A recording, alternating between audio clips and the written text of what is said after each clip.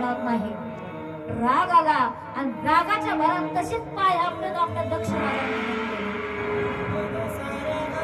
दक्ष राजा निघून गेले. रागात होते आणि इकडे भगवान शिवजीला अजिबात काही माहित नाही की मला शिव्या कोणी दिल्या, मला राग कोणी दिला, मला नाव कोणी ठेवलं. शिवजीने एकाही गोष्टीची विचारपूस न करता वापस आले. वापस आल्यानंतर एक दिवस दक्ष राजानं काय केलं की त्याच बदलीच्या भावनेमध्ये एक यज्ञाचं आयोजन केलं आणि त्या यज्ञाच्या आयोजनामध्ये सर्व देवदेवतांना बोलवलं, पण तिला बोलवलं फक्त आपल्या मुलीला म्हणजे सतीला बोलवलं नाही.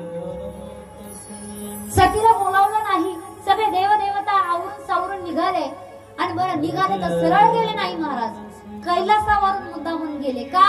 कारण कळायला पाहिजे सतीला की आम्हाला सर्व देवतांना बोलवलं आणि याला सतीला बोलवलं नाही.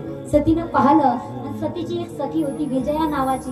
त्या विजया नावाच्या सखीनं विचार केला आणि सांगितलं की इथं काय चालू आहे. विजयानं सांगितलं म्हणे ही जी चंद्राची बायको आहे ना रोहिणी, ही ना त्या ठिकाणी यज्ञाला चालली एवढी नटून थटून, आणि जशी ही नटून थटून चालली आहे ना तशी नटून थटून गेल्यामुळे हिला त्या ठिकाणी यज्ञामध्ये स्थान दिलंय, म्हणून मी हे आवरून चाललीये.